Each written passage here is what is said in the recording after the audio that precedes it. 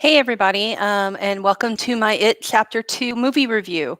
I wanted to get this down and done while the movie was just fresh in my mind. I just got back from seeing it. It is, in fact, almost 3 hours long, just as a heads up. So if you are planning on going to see it, be prepared. It is 3 hours long.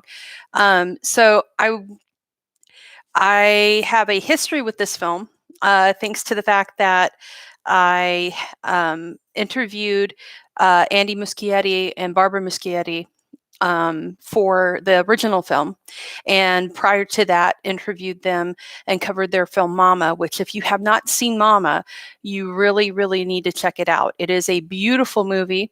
Guillermo del Toro produced that film, and it is very much in line with the mystique and story that is it, in terms of it's a dark fairy tale that focuses on relationships and family.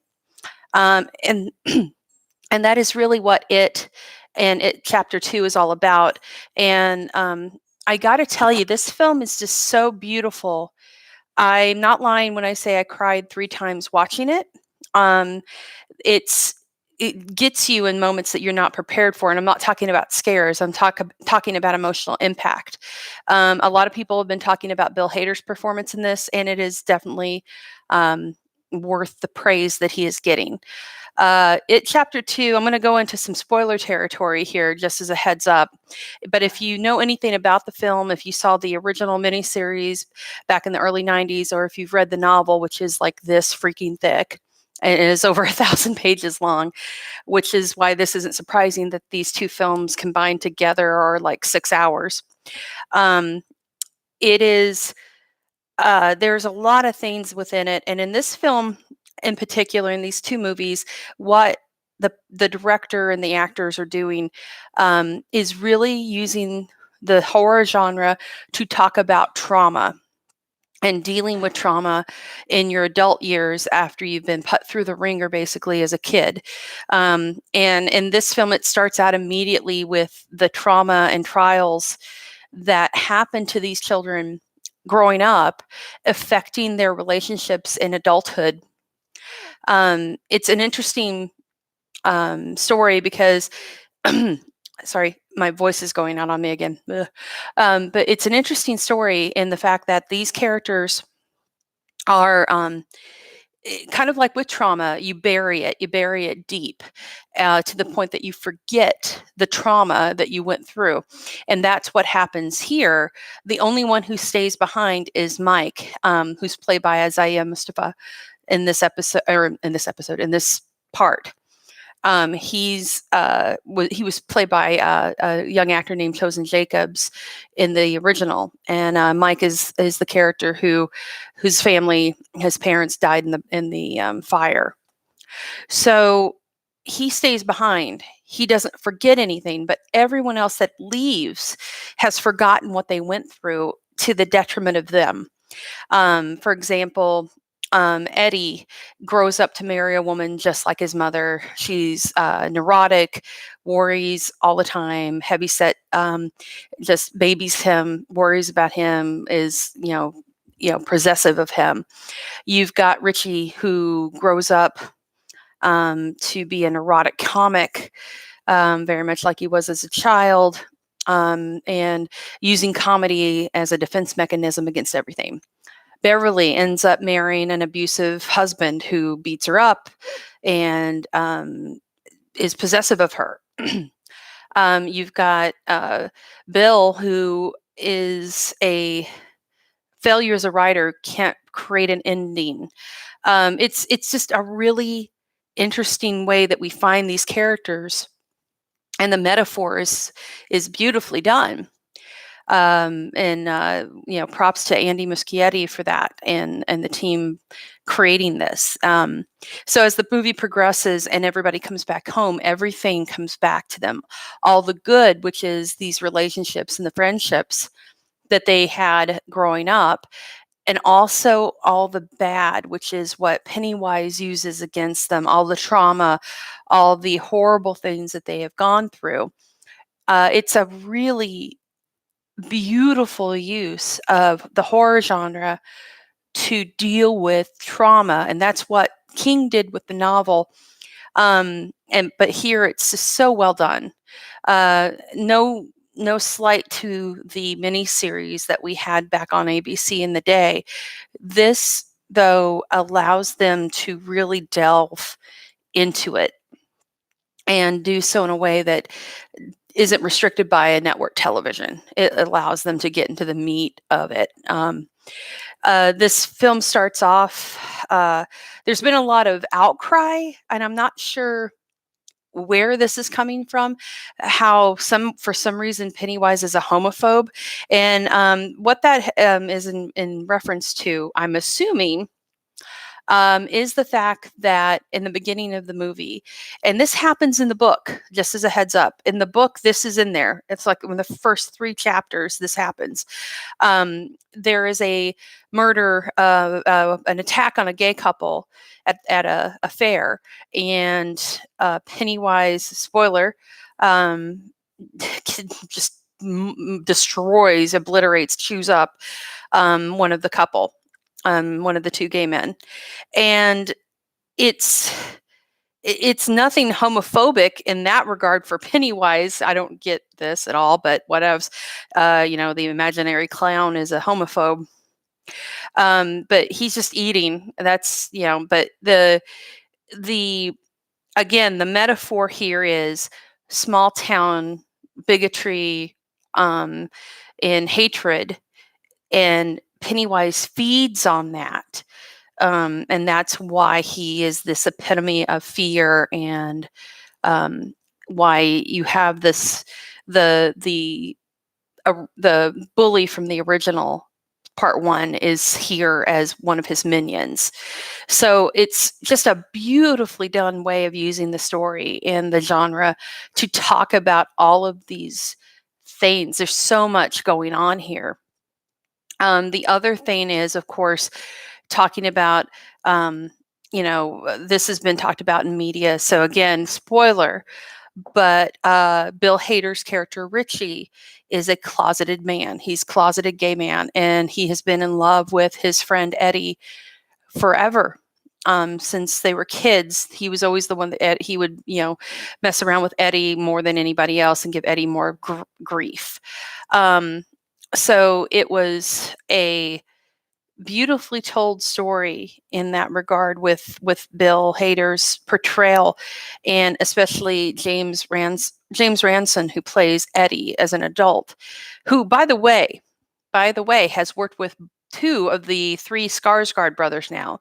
He worked with Alexander, who was just announced as Randall Flagg in The Stand for CBS All Access, in a show called Generation Kill, where he played his best buddy.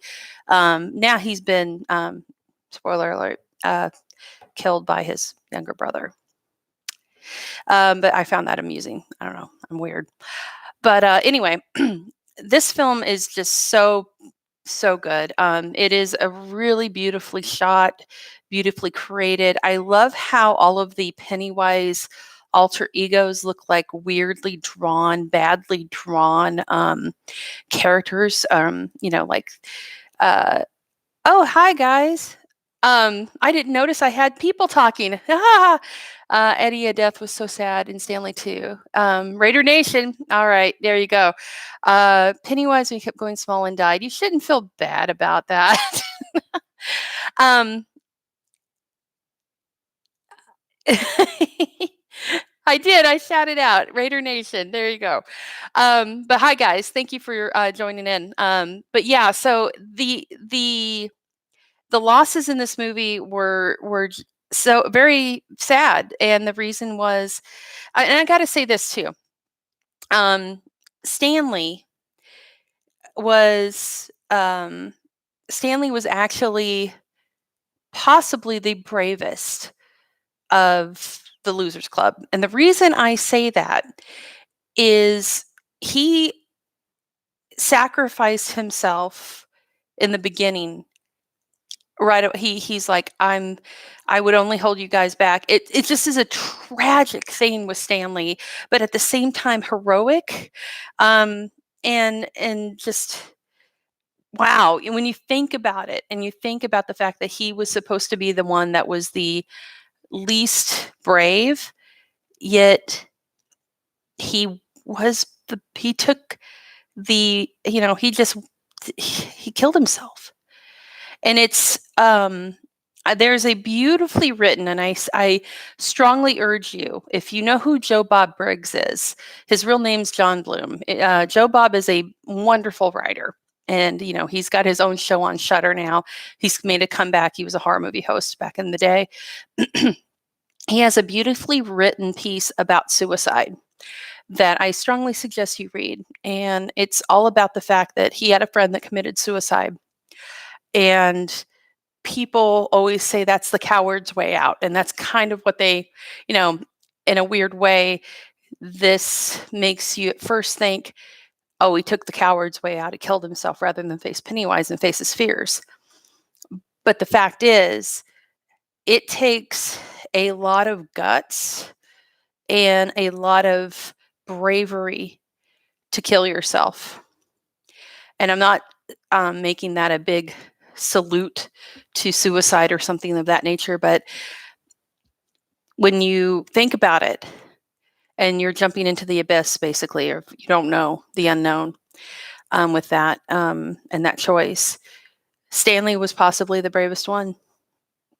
He gifted that to the Losers Club. So I think that's an interesting take as well, if you think about it. Like I said, there's a lot going on in this movie. There's a lot of also homages to horror and the horror genre, especially the 80s. With the Lost Boys poster, you've got early 90s, you've got the Nightmare on Elm Street 5, Nightmare on Elm Street's everywhere in this. It's there's a lot of really neat things. The Thing, of course, John Carpenter's The Thing, that's a big one. So there's a lot in this movie. It's a long movie, but there's so many layers to it, in story-wise, in Easter egg-wise. Just a beautiful, beautiful film. And of course, the ending is just lovely because at that point, you've defeated your demon. You defeated your inner demons. You defeated the physical demon of Pennywise, who isn't actually a demon so much as he's.